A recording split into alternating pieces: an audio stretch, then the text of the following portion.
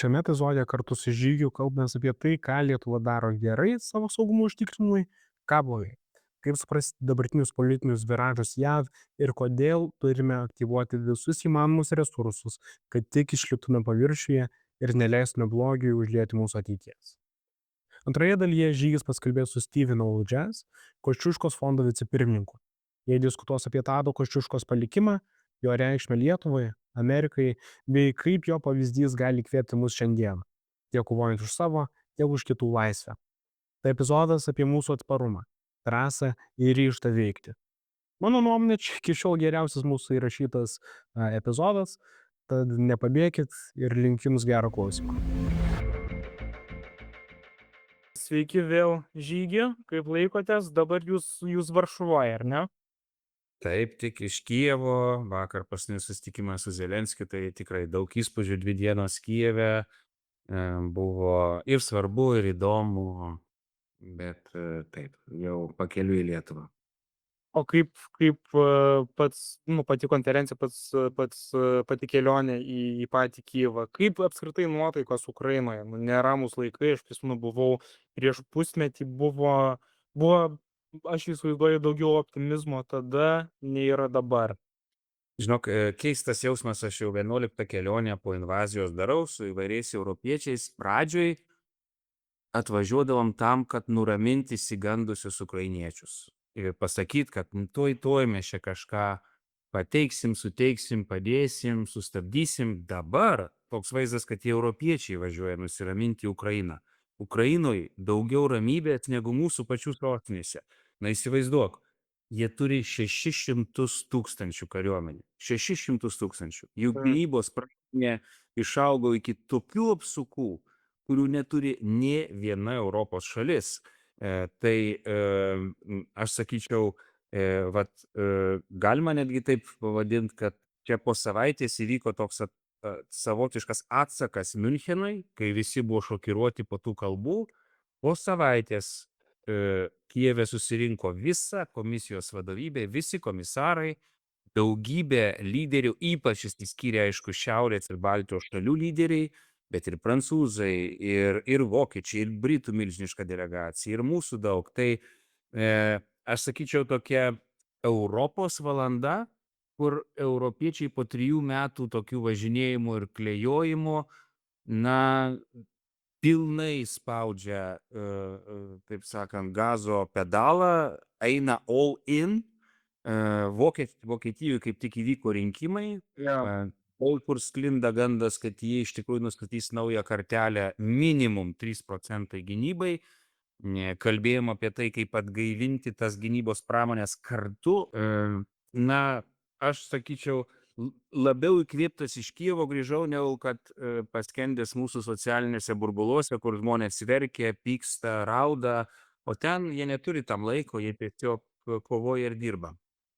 Labai viliuosi, kad jie žino galbūt to, ko mes nežinome, nes iš mano pusės, aš manau, kad mes pakankamai panašiuose socmedijų burbuluose sukamės, žiūrime tas pačias žinias ir turiu pasakyti, kad iš mano pusės aš kažkaip nematau daug optimizmo.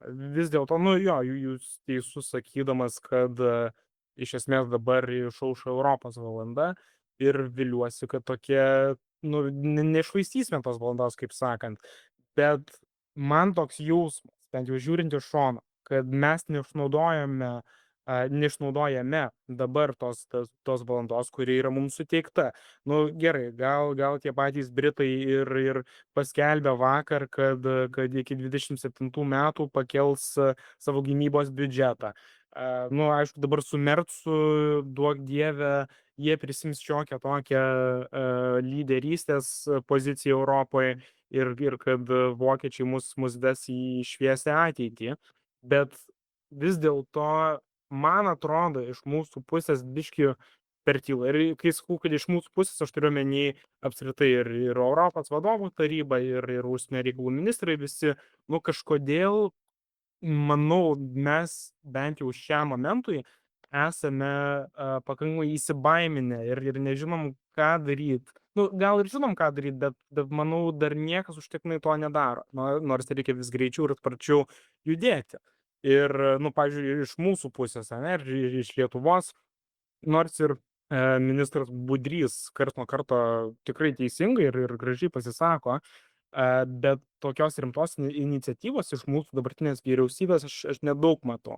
Aš norėčiau, kad Lietuva, žinai, priimtų tą atsakomybę, lyderiautų, burtų aplink save stipriau Lenkiją, šiaurės šalis ir panašiai, ir mes visiems iš naujo mojuotume pirštu ir įrodytume visiems vėl, kaip reikia daryt visų pirma, ir užtikrintume tai, kad mes vis dėlto turėtume regione šitų sąjungininkų, kurie tikrai bėgtų į mūsų pagalbą atėjus laikui. Tu esi teisus, norint užkrėst kitus lyderystę, reikia pačiam būt lyderiu.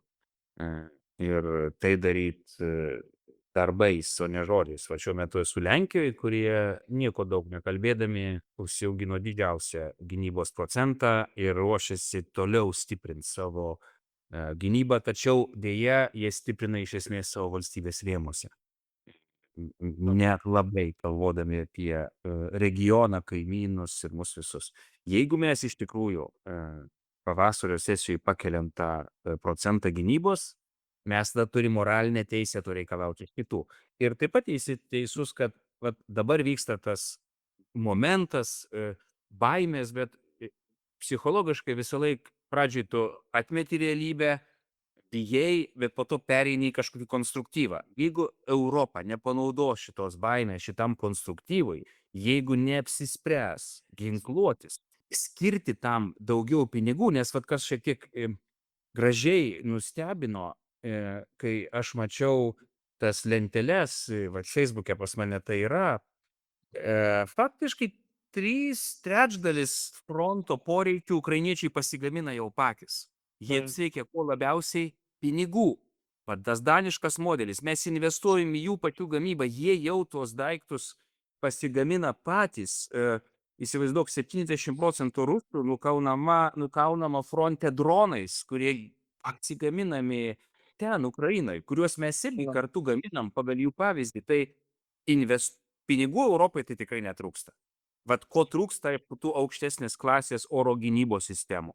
Čia jau ilgiau užtruks. Bet jeigu komisija atvažiavusi į Briuselį, faktiškai Kijevas tampa dabartinį naujoji Briuseliu, kur ta lyderystė formuojama, jeigu visa komisija pasakė, mes turime pinigų, jeigu šalis narės tam pritarė, jeigu mes sukeliam pinigus ir kartu kūrėme savo oro gynybos sistemas, tai užtrunka, bet tai ilgainiui faktiškai mums leidžia nebekrūpčioti dėl kiekvieno pasisakymo Amerikoje. Ir dėl pačios Amerikos pabaigai, tai kadangi matai, kad derinamas yra susitarimas su amerikiečiais dėl tų mineralų, tai nėra galutinis susitarimas, tai yra susitarimas į susitarimą. Zelenskis siekia susitikimų Vašingtone, kur gautų už tuos susitarimus stipresnės, aiškesnės saugumo garantijas, bet kiek mes girdėjome iš ukrainiečių, amerikiečiai ant žemės nesitraukia, ginklai bus tiekiami, nes matai, be amerikiečių to enablerių vadinamųjų, ukrainiečiai negalėtų kariauti. Jeigu amerikiečiai pilnai atsitrauktų ir pereitų taip, kaip perėjo balsuodami jungtinėse tautose į rusų pusę, karas faktiškai sustotų. Tai nėra daroma, amerikiečiai yra su jais ir paskui, ką Zelenskis ypač akcentavo, vienybė Ukrainos, Europos ir Amerikos. Neleiskit rusam, komunistam Kinijoje suskaldyti mūsų tos vienybės. Labai sunku, Amerika tokiais varinėja tais amerikietiškais kalneliais. Viskas aišku, su amerikiečiai sunku dirbti, bet dirbkim nuosekliai stiprindami mūsų vienybę. Jo, kad darbo reikia, tai niekas nesiginčia, bet girdžiu iš visur ir net iš jūsų, kad yra daug jeigu. Jeigu atsiras lyderystė, jeigu mes imsimės iniciatyvos. Ir vis dėlto to nepakanka. Mums reikia iš tiesų imtis tos lyderystės. Ir ką aš turiu pastebėti, yra, kad grįžtant į tą pačią Ameriką, tai yra visuomenė, tai yra tauta, kuri šimtmečius pasižymėjo savo pilietiniu aktyvumu. Bet ir manau, pačioj Respublikonų partijoj tikriausiai ir atsirado tų pačių balsų tiek tarp rinkėjų, tiek tarp šitų atstovų jų senatuose ir parlamentuose visokiuose, kurie nebūtinai sutinka 100% su dabartinės administracijos vykdoma užsienio politika. Ir kas man yra skaudu, yra, kad aš niekur nematau, kad amerikiečių visuomenė išeitų į gatves ir išreikštų savo tą poziciją. Ir man tas yra be galo skaudu ir neramu, nes matau, kad pamažu vis tas laisvės švyturys kažkaip, nu, bent jau ant mano akyse, kaip minimum, blėsta. Ir aš manau, kad aš tikrai nesu vienas. Ir man dėl šito yra be galo skaudu. Bet turint omeny tai, aš labai viliuosi, kad mūsų vietiniai Europos lyderiai susiimtų ir darytų rimtus judesius. Nu, vis dėlto, grįžtant prie tos pačios Amerikos, 350 milijonų gyventojų. Tai Amerika tai nėra monolitas ir tikrai yra tų išsiskiriančių nuomonių, kažkur ten apie 49% nebalsavo už tą patį Trumpą, bet vis dėlto niekas neina į gatves, neskanduoja ir nepyksta dėl to, kad Amerika ne tik europiečių akyse, bet apskritai pasaulio mastu prestižas krenta, įtaka krenta ir pats įvaizdis krenta, ypač pažiūrėjus į taip, kaip Amerika balsavo Jungtinėse tautose. Na, žiūrėk, mes kartu 32 parlamentarai iš 23 šalių susivieniję į tą United for Ukraine organizaciją, kurią ir priėmė Zelenskis, mes ten vieną sakinį įvardijom, kuris dabar kaip man kalbėjo, tiesiog atsimena. Mes pasakėm taip, Rusija ir Amerika mėgsta jėgą. Ir mes, kaip Europa, turime tą jėgą ir stiprybę sukurti. Mes galim čia verkt, ar, žinai, jaudintis ir piktintis natūraliai. Niekada gyvenime aš nemačiau Amerikos balsuojančioj su tokiom šalim. Faktiškai pasaulio blogiukais, na, Izraelio nepriskirčiau, bet atsiprašau, visi tironiški režimai ir Amerika man yra koktu tai matyt. Tačiau jeigu mes norime, kad taip nevyktų, pasidarykim stiprus kaip Amerika. Mes esame didžiausia ekonomika kartu sudėjus, viena iš didžiausių palyginus su Amerika, tai investuokim tos pinigus į mūsų stiprybę ir taip pat pasižiūrėkim į istoriją. Na, kada Britai įkalbino amerikiečius įsijungti, daryti antrą frontą?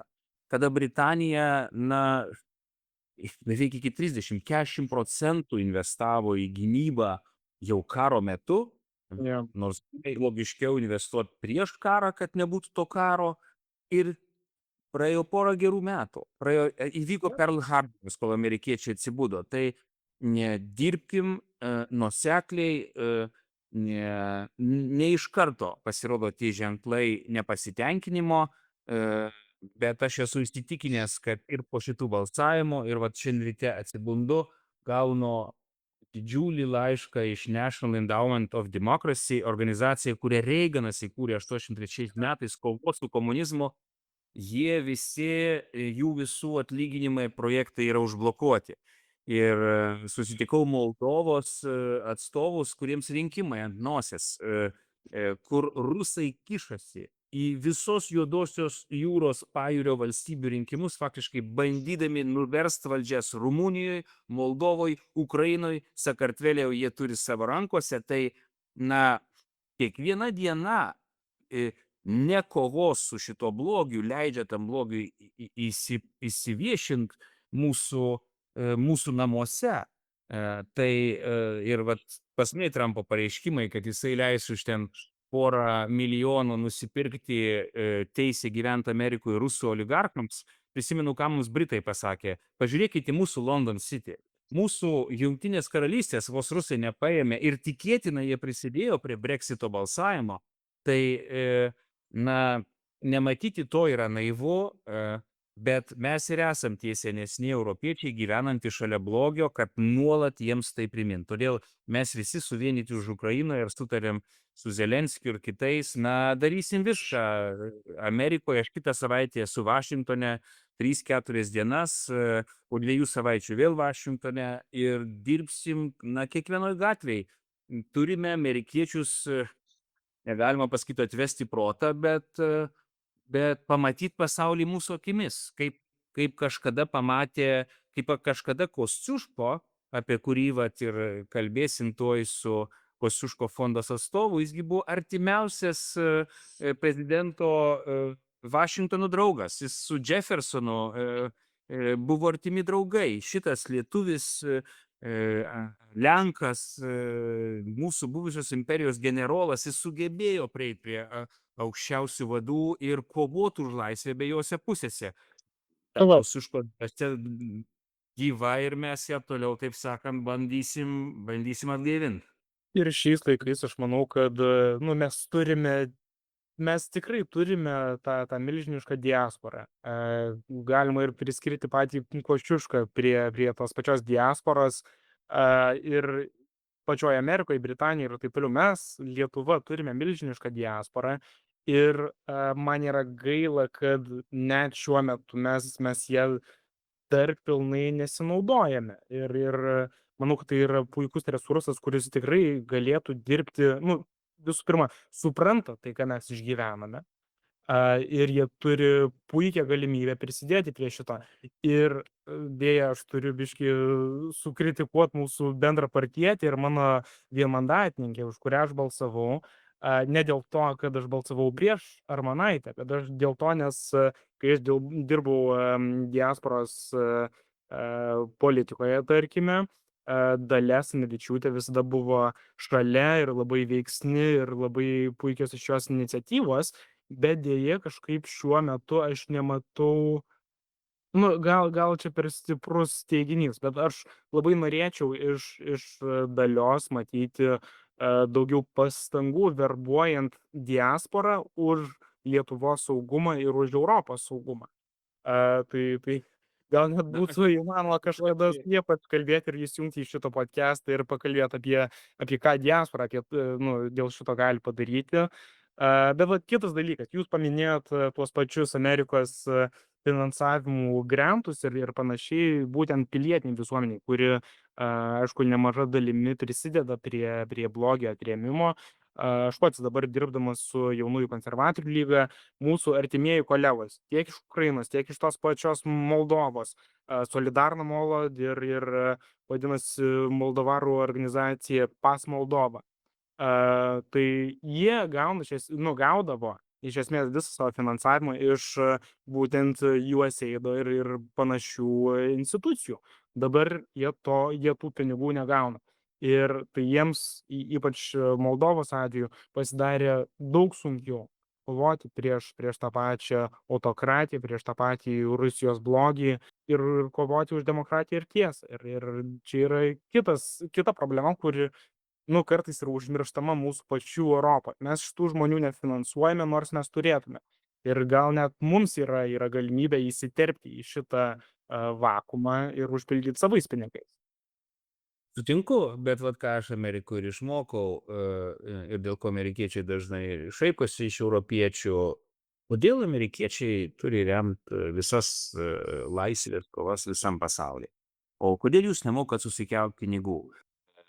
Net žiūrėk, mes Lietuvoj tik praėjus 30 metų įsteigėm vadinamosios tos partinius institutus.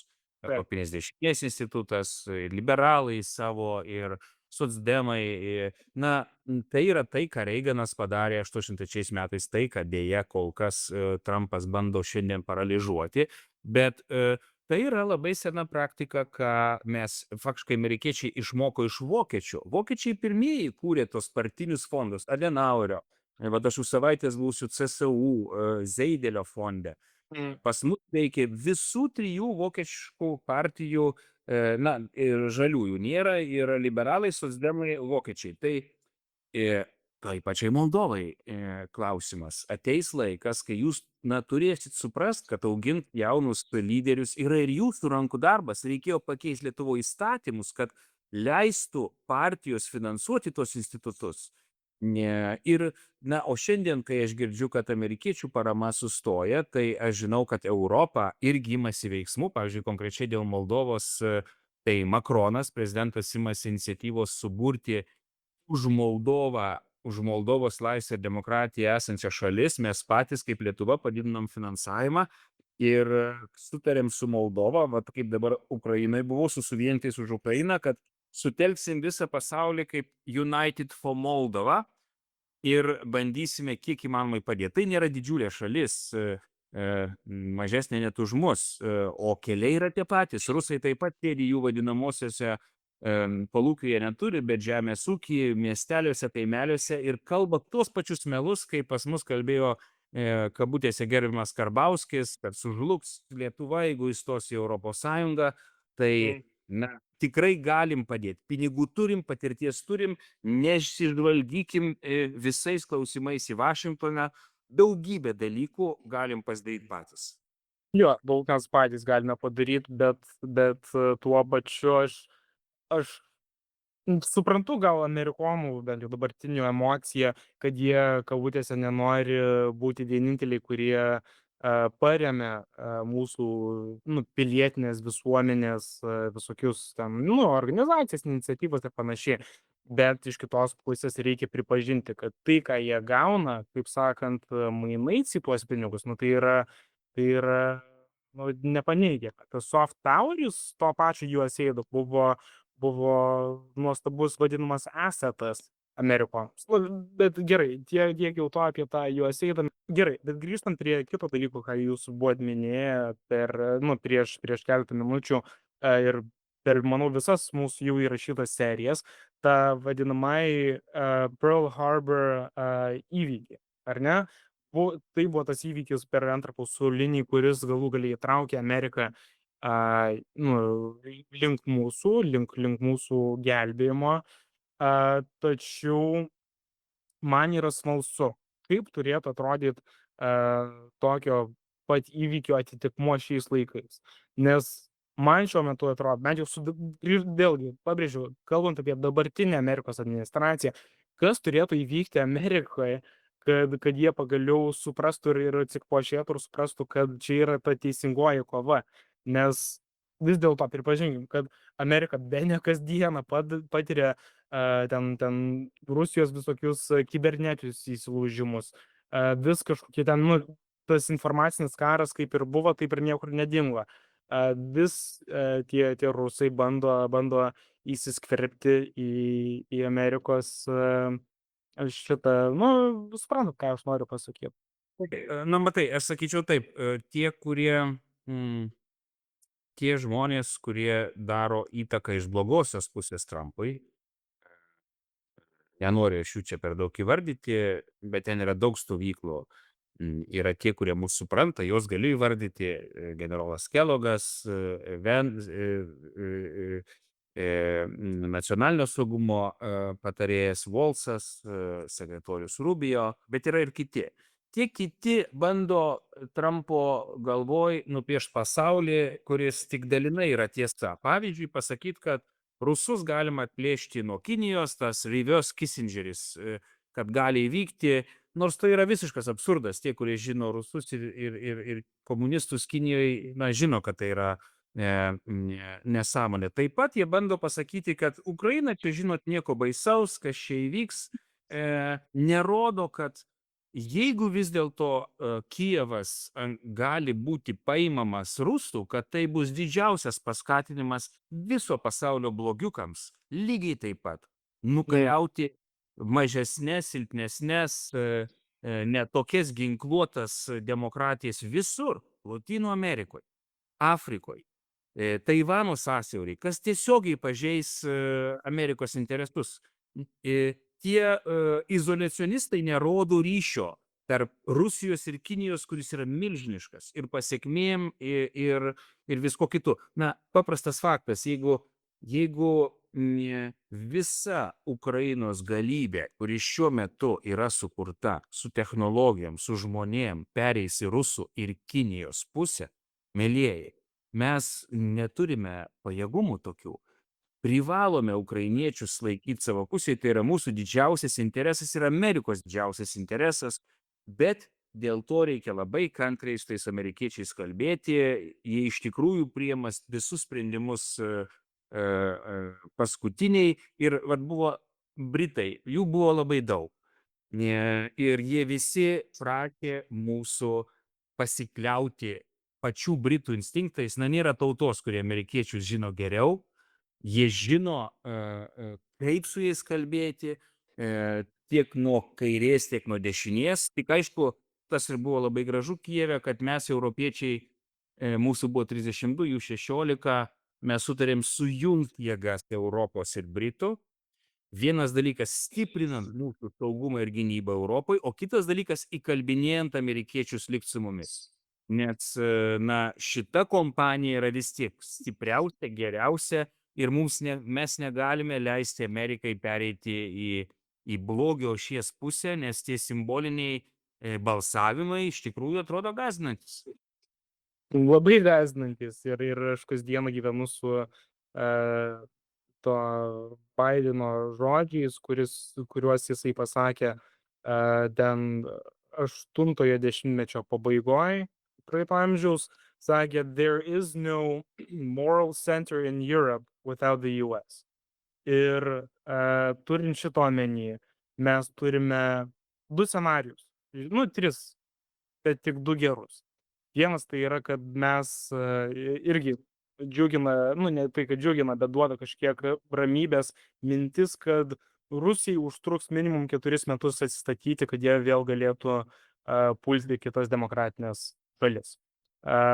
Ir gal per tuos 4 metus, aišku, tuo pačiu gal ir greičiau sulauksime tos Amerikos, kokios norėtume matyti. Bet už 4 metų yra vilties, kad sugrįš Amerika tikrai. O kitas variantas yra įrodyti tą Joe Bideną, kai jam buvo, 30 kažkiek metų, kad vis dėlto yra moralinis centras, yra moralinis svoris Europai, kuris gali pats už save pastovėti. Ir labai daug dedu vilčių į tai. Aš užbaigiant pokalbį, aš tai pasakyčiau, pasimokykim iš istorijos. Vat mes tuoj kalbėsim apie tą patį Kosciuško. Kada mūsų valstybė, kuri buvo 500 metų, kaip faktiškai viduramžių Europos Sąjunga, didžiausia valstybė, kada jinai sužlugo? Kada mes tapom silpni? Kada mes iš tikrųjų tapom tokie silpni, kad tuometinės autokratijos padarė sąjungą prieš mus ir mus padalino. Kosciuško buvo tas, kuris bandė su kitais reformatoriais sustiprinti tą valstybę.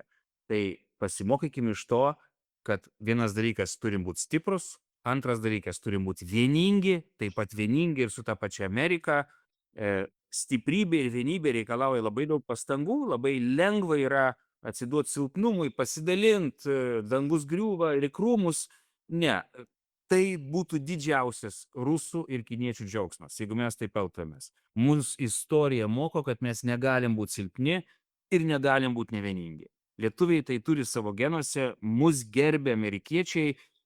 Sakykim, aišku, jiems visą teisybę, nebijokime juos kritikuoti, nes jie vis tiek priima mus kaip savus. Tai nenuleiskim rankų ir dar reaguojant į tai, ką pasakėjai dėl mūsų emigracijos, aš džiaugiuosi, kad mūsų tinklalaidės matosi, kad klauso vis daugiau įvairių, tikėtina, lietuvių emigravusių į kitas šalis, tai susitelkite, rašykite Vincentui, galime padaryti tokius kūrybingus tinklalaidės ir su lietuviais Čikagoje, lietuviais Floridoje, lietuviais Londone.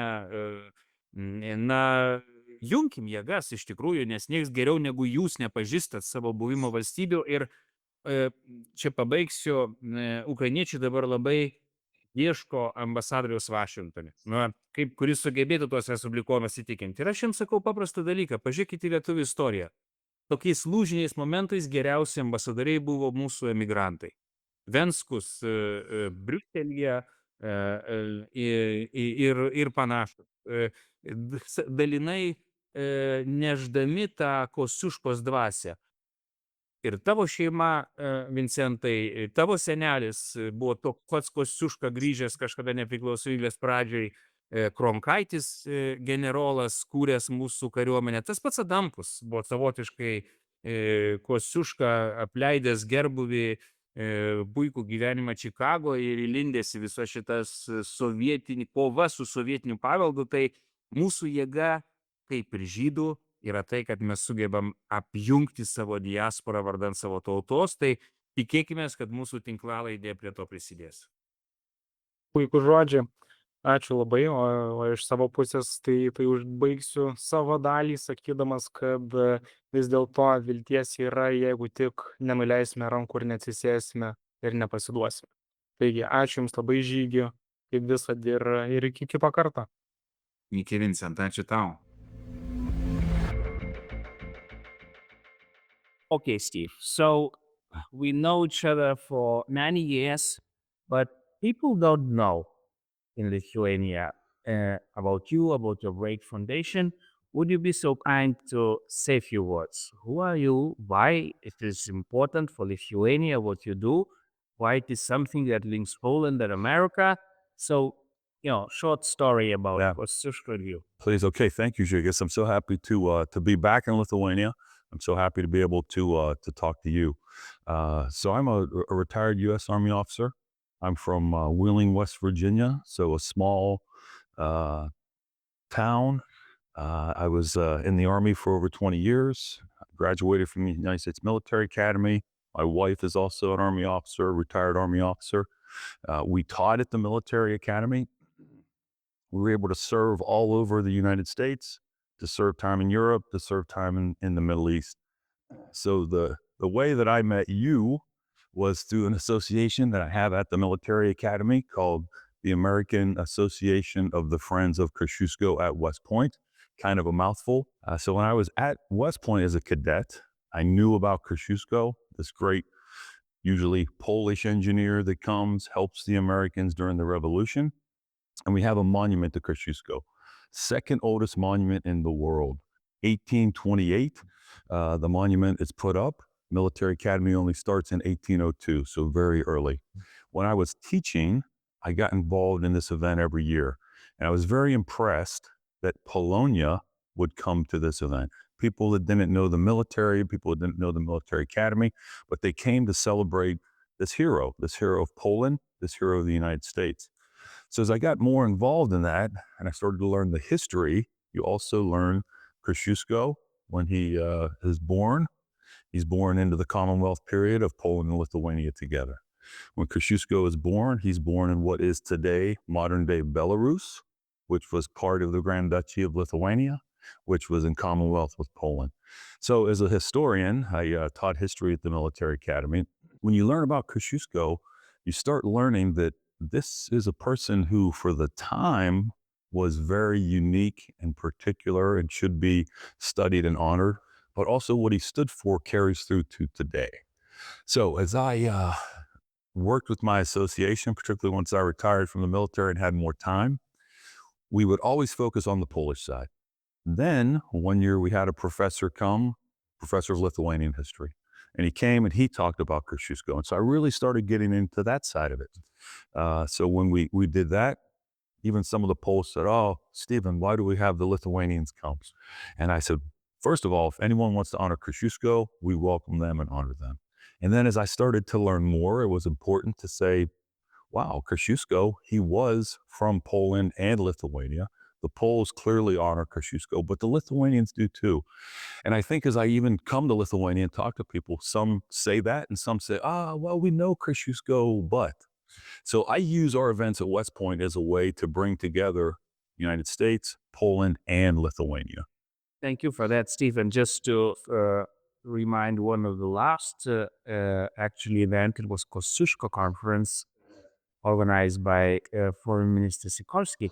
But Kenyans, they were a bit offended because Sikorsky called him Polish, Belarusian, and American hero. And though we had a foreign minister there, in Lithuanian social media, we had outcry, my God, but he's Lithuanian. He was thinking himself as a citizen of Grand Metro of Lithuania. He was calling himself a Lithuanian. He was speaking Polish. He was born in Brest. But really, thank you for this, trying to put the puzzle together and trying to show the whole identity of that man. So I'm glad you say that, because I had so I was in Vilnius all week. So when that happened, two people immediately came up to me and they said, "Oh, Stephen, did you see what happened in Poland?" And I said, "No, I wasn't checking the Twitter and checking the news." And so when they showed me that or told me that, I said, the foreign minister missed an opportunity, because he could have said, they were honoring the birthday of Kosciuszko. So not knowing exactly what he was maybe trying to do, maybe reach out to a Belarusian dissident in the crowd. But to me, particularly as a soldier now, I really hold up Kosciuszko as an opportunity to bring together 3 NATO allies. So I was a little disappointed that our Polish friends didn't focus on that. But I said, hey, that's okay, because then they told me, oh, the Lithuanians said, no, he didn't mention us. He should have mentioned us. So I think that is good. The other thing I'll say, and this is why I come to Vilnius. First time I came, I was on active duty. I was on the joint staff. I was a military rep to the U.S. delegation to the NATO high-level task force. We were coming to work with the Baltic states, and Lithuania hosted our event. And the first thing they did for the American delegation is they took us to the museum. I think it's changed name a little bit, but the old KGB Uprising Museum. And they really wanted the Americans to learn a little bit of the history of Lithuania, to learn what the Lithuanian nation had been through. And I think I understood that, the idea of, they were basically captive under the Soviet times. They became part of the Soviet Union. But to see that museum, particularly here in Vilnius, you see what the Lithuanian people went through. As you know from Lithuanian history, about 30,000 troops died in the woods waiting for Americans, learning English, and they came only after NATO Prague summit in 2002, when Bush courageously said that from this day, every enemy of Lithuania is the enemy of the United States. Yes. But let me challenge you a bit, because in Lithuania, people are worried. They exactly remember those words of Bush and ask me, as former ambassador in US, do you think America would repeat those words today when, even going back to Kosciuszko, our old state was defeated by 3 autocracies of 18th century, Russia and Austria. The same happened till Yalta. They decimated us, they divided us.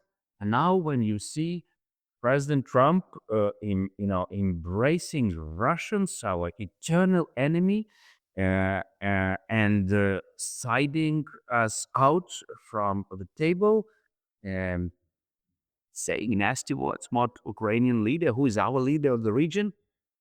People in the streets of Vilnius say this is Yalta too, but this is the day it is done by great America.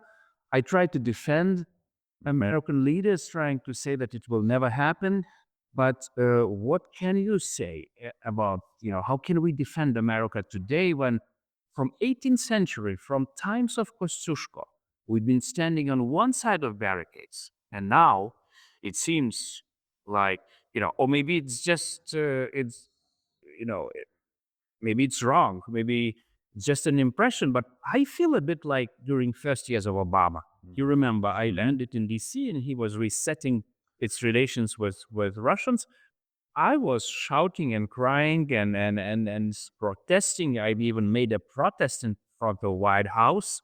They hated me in DC then, but we don't want to be hated by Americans. We want Americans to stand on our side, like we stood on their side with the times of Kosciuszko. And I remember Obama say, "Thank you for your General Kosciuszko." He said to me, like ambassador, for defending our freedom. So what's happening with our American brothers? Yeah, no, and that's a good point. And when you and I first met, and we had talks about this, and you and I were at a conference one time, and this was during the period where we had a reset with Russia. We had a pivot to Asia, which was taking U.S. forces and focus away from Europe. That was the beginning of it at a smaller level, and we've since continued it.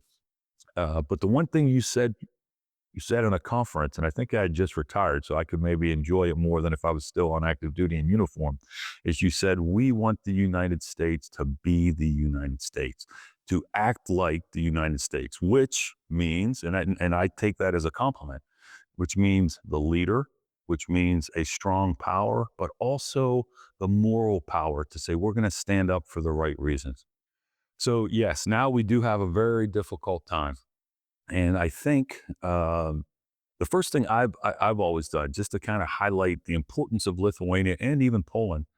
So as a military officer, when I was on active duty or now retired, when I would travel home to my home state of West Virginia, when I'd travel around the country, and I would talk about, well, I do this, I have this nonprofit group that honors Kosciuszko. We bring together Poles and Lithuanians. I travel to Poland. I travel to Lithuania. And Americans say, well, why do you do that? Where is Lithuania? Why are they important? And I would tell them that they are good allies, that this is a country that is a strong member of NATO on many fronts. They're leaders in Europe. They take a strong stance in the region with their Baltic neighbors, with Poland, particularly standing up to Russia. They have been leaders in supporting Ukraine. They have been leaders in supporting Taiwan. Standing up on many fronts. And then I say, when I travel there, I feel welcome. I feel like home. I said, these are good people. They have a great society, a strong economy. As a soldier, I say they take their defense very seriously. So for the United States, and I think you'll appreciate this, President Trump's position now and in his previous administration, in many ways, it does mirror other administrations, other secretaries of defenses, where they said, hey, look, the United States has been the leader of NATO since the end of World War II, but that means we put the most resources in. We send the most troops. We spend the most money. We want the Europeans to do more. Now, some of that is the style in which you do it. And I think it's reasonable to say, hey, our European allies, some nations much smaller, but you need to modernize your military. You need to put more towards defense. And we've been doing that. And I think Lithuania has shown that. Stop a bit and ask another question that we've been asking our brothers and sisters Poles for last years. They are great military power. They are military legions. We're trying to catch up with them.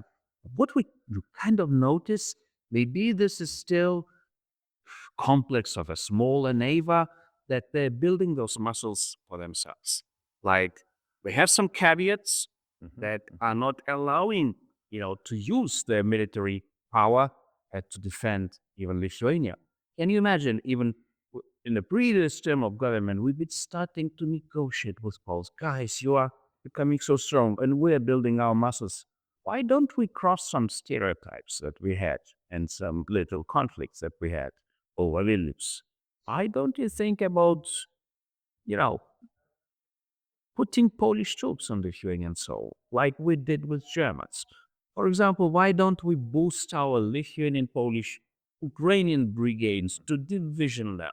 Well, why don't we put it closer to Kaliningrad? Okay, that's maybe too much. Let's start training together. Yeah. But let's start maybe producing something together. Let's start buying something together. But with this making America great again, I feel the complex of every country making its own strength great again, but not thinking about freedom of ours and yours, like we've been always, pushing, revolting against Russians with this slogan. Don't you see, or don't you see the possibilities to encourage Poles to be a bit more active regionally, to play this real natural leader of the region, including on Ukraine? To be honest, and all diplomats, I don't feel Polish leadership in Ukraine. We are jumping beyond our weight, as always. Yes. In Moldova, in Georgia, in Armenia. I don't feel that Poles are doing it for the region. And I was deputy foreign minister. I remember late Kaczynski. Oh my God, with Adamkus, it was a golden period. We've been moving together. And my old friends died in Smolensk. I don't have this feeling anymore. I try to revive it, but without huge success. So, do you think we can still restore that harmony between Lithuanians and Poles? Because this is kind of historic, millenary link. We have it in our blood, so why don't we use it? Yes. No, and I tell you, that's a great point. Obviously, our Polish friends now, they've gone through some political changes, as every country does. Uh, but I think, I don't know, maybe this goes back to something you said earlier. When countries look at the United States and they say, well, wait a minute, can we count on them to be here? What's going to happen? What about what Franklin Roosevelt did to us at the end of World War II? So maybe they have they're very focused on themselves and making sure they have their modernization, have all their plans. Maybe they want to be a little more careful. So I don't want to speak for our Polish friends, but I would say the rest that you laid out is very important. That these historical ties between the countries would be a good way to develop something that's good for both sides. And obviously, Poland is much bigger, they have more, but the Lithuanians have been very strong in saying they want to support them. As you said, truly a leader in the region, particularly when it comes to these ideas of liberty in Ukraine and Moldova and Georgia, looking out for these countries that want to be democracies, that want to come towards the West. So I think there are opportunities there for that politically and militarily. And I think we'll see. We're going to have to see how everything in Ukraine plays out, because then that's going to be a key.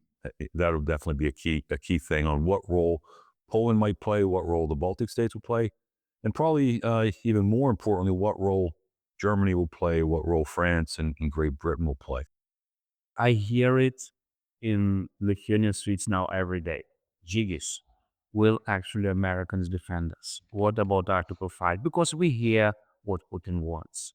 We hear what he put again on the table, rolling out NATO to 97. So it means moving Americans out of our territories, Polish, Baltics. Well, and in this case, Lithuanians are thinking, well, they will never be able to do it from Polish territory. But what about us? If we are again left alone, shall we maybe really think like Israelis and arm ourselves to teeth? Yes. And then maybe somebody will save us. But what do you think about this American commitment? Can Trump make such a move that he actually detaches from our?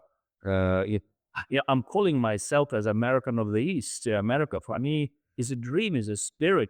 My father, rector of Vilnius University, he was listening to radio, freedom, American voice all the time when I was young. We revolted because of that spirit. But Yeah. do you think America can detach from us? I tell you, I guess America could detach. Whether we do will be the key thing. I tell you, another thing you said is why I always have respect for the Poles, but in particular the Lithuanians. You talking about your father listening to the radio. I know your colleague Rolandus, when he became ambassador, he had the same situation where he would listen to that radio. I'm just old enough, I think, where the time when I was coming into the military, and now I have Lithuanian military officer friends that are retired, and we said when we started this, we were on opposite sides of the wall. So an officer in their mid-50s, right before the Cold War ends, and we said we were on opposite sides, but now we're together, and we have that respect for them, for what the Lithuanians have done. So I think when President Trump talks like that, our European allies should be very concerned. To me, I think Americans should be concerned, because part of that's going to be, okay, what is NATO all about? Why are we in NATO? What does this mean? Whenever I speak at a security conference like this and we talk about NATO, I always say, Article 5, some of our American officers who would serve in NATO would say Article 5 is the blood oath. An attack on one is an attack on all. If someone is in peril, we're all coming to their aid. And I also then go back to Article 3, which says a country is responsible for its own defense and to work with their neighbors to better their defense, which will help the alliance. And again, there's no one better at that than Poland and Lithuania, that you are taking your own steps to do it. So you're becoming independent, more capabilities. So you could defend yourself if something happens until other allies come or the United States comes. To me, I would say if we are in NATO until the day we would ever get out, which I do not think we would, we have to say if Article 5 is invoked, Article 5 is invoked, and we will send forces, we will come to the aid of our allies. But just talking about that is, it's very serious, and it's something that, I look and I say, oh my gosh, do we really want to get into this? But I think if we come through these next months or years, Europe will be stronger, individual countries will be stronger. The US will be able to maintain a leadership in Europe and a supporting role. And more importantly, we'll be able to maintain that kind of moral position where people like you that say, I love America, I understand America. America has been this example. Another one of your colleagues over in the Parliament, when he gave his opening remarks, our friend Chairman Jelinskis, he talked about that, being in America, seeing America as this great country. And as you know, my friend John Kronkaitis, when he was the chief of defense, Jelinskis was one of the first exchange cadets he sent to the United States. And he said Jelinskis talks about, I was there for 9/11, and I saw what the United States went through, and I saw how the United States came together. And he said, I was even more inspired by that. I knew the American history. I knew what they did in World War II. I knew what they've done, but 9/11 inspired me even more. So when we have allies like that, like you, like your colleagues here, yesterday I was out at your military academy. We had a group of cadets that came for the forum, who were doing a semester abroad in Latvia. And so I brought the cadets here for that. And then I took them out to the military academy so they could see what one of our allies is doing to prepare their future officers. And maybe that gets back to sort of the legacy of Kosciuszko. If we can emphasize to younger citizens, and maybe more importantly, younger cadets that will be leaders in the military and go off to be leaders in society, that we have things in common, that the United States and Lithuania, they share a common historical hero, but they share a common today, working together, trying to make NATO stronger, trying to make countries stronger. And because of that, we'll have a stronger tomorrow. Steve, can I remember sensitive, important moment in my life? 3 days before crash in Smolensk, I went to Poland to meet international advisor of late Kaczynski, Mariusz Hanslik. For strange reasons, he rolled the red carpet for me. Wow, I said, Mariusz, what are you doing?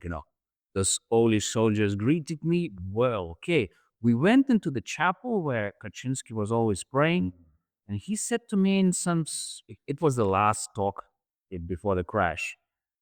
I was trying to speak something practical, what else, we do. And he was speaking in most kind of religious tone. Jigis, Lithuanians and Poles have a mission. We've been always trying to liberate those nations. We've been trying to fight against the oppression of Muscovites. Let's continue that mission to the end. Those are just us who understand it, who can do it, who can impress Americans and Europeans with this mission. And he died together with his president 3 days after. Explain me. I'm not a military man, but when I see figures, when I see the power of Ukraine, they have like up to 100 brigades trained with, they are like military gods right now. They know how to win against oppression.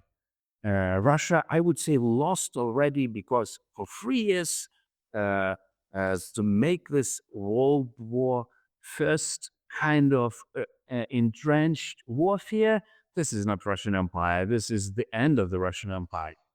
But I'm lobbying Ukrainian NATO membership for I don't know how many years. I was in Bucharest when French and Germans blocked it. And I continuously lobbied it when I was ambassador in America without big success under Obama. Then I saw Biden in Vilnius and I was so shocked.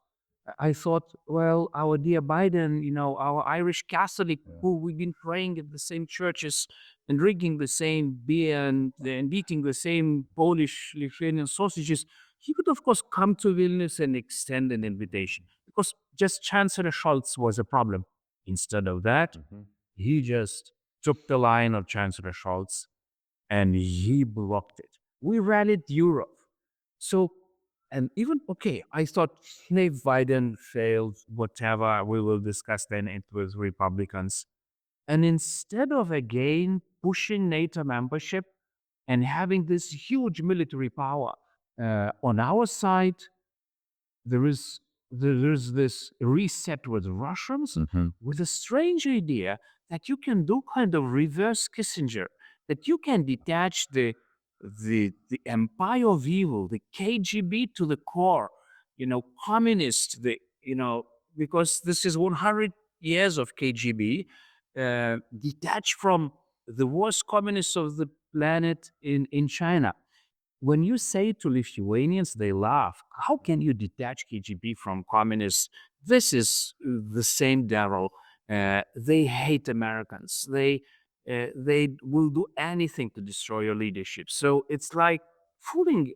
It's instead of taking Ukrainians on your side and becoming the biggest leader, humiliating China because China is supporting Russia in that war. If not China, Russia would never continue that war. America is siding with our eternal enemy, trying to detach it from another enemy instead of supporting our sisters and brothers in Ukraine. Explain me why. Yeah, that is a challenge. I think when you step back, probably the United States is looking at this on a larger scale. And this was something we talked about in the Vilnius Security Forum. Maybe the United States, we were sort of, self-limiting ourselves because there's always a concern. You have two large nuclear powers, of course, with the Russian nuclear policy. And sometimes, as they say, they would rattle the nuclear saber. So obviously you have to consider that. But I think what you've said is very important. We have stood against Russia. And of course, you're going to deal with them as another nation. But when it comes to the things that are even more important, democracy and freedom, countries that want to have free, open societies, countries that want to go towards the West, whether it's Ukraine or Georgia or Moldova, those are the countries we should look at in supporting them because they have the same, we talk about common values. Those are truly the common values. But if we kind of self-limit what we're going to do, it becomes a problem. I mean, obviously the president has a lot of concerns on that, how he would deal with that, President Biden before and now President Trump. But I think it's tough. And now the way we see the beginning of the ceasefire negotiations, in some ways it's disappointing. I mean, I understand that perhaps President Trump is going to have a bigger deal process in mind. So the way he goes about that might not be in a traditional fashion, if we say. But I think it is important because I think Russia's watching to see how we behave. The United States, our allies in Europe are watching to see how we'll behave with this. China is watching to see how we will behave. Again, on sort of a bigger scale, the U.S., yes, we are concerned about China, Indo-Pacific, what we're going to do there security-wise in the future. But to me, if we don't stand firm here, it's going to be seen as weakness.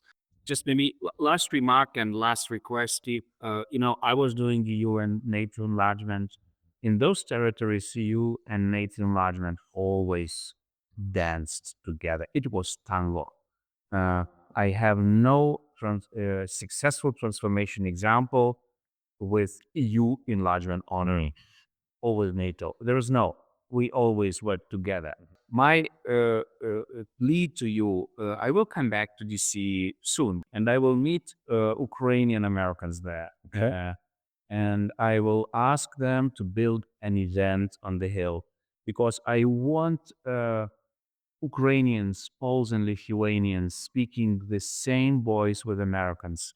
We are your Kosciuszko nations. Maybe we will take Belarusians with us because they are the fourth Lublin nation. We are the spirit of America here. We are most pro-American nations here. Also in the north, I would say between Baltic and Black Sea. Yeah. Those are very much pro-American nations. Guys, if you are losing us, you are making America smaller in Europe because we are making Europe more America. I agree 100%. And I tell you, as I said, when I come to Lithuania, when I come to Poland, I feel welcome. I feel that these are strong societies, that they're societies that are working to make their economy better, working to make their future better, working to give their children a better life. So they are becoming these things that America has always wanted. And I think it does. It goes back to some of these very basic beliefs that go back to my hero, Kosciuszko, that when you do it for yourself, you also want to encourage it in others. And we continue the road of Kosciuszko. Thank you I'm sorry. Thank you, Jigas. Appreciate it. so much. Mes galime aimanuoti apie pasaulį, galime skųstis dėl geopolitinės realybės, bet tai nereiškia, kad turime nustoti veikti. Mūsų vietiniai lyderiai privalo dirbti daugiau su tuo, ką jau turime - esamais resursais, ryšiais ir galimybėmis. Saugumas ir nepriklausomybė neatsiranda savaime. Jos kūrime mes patys.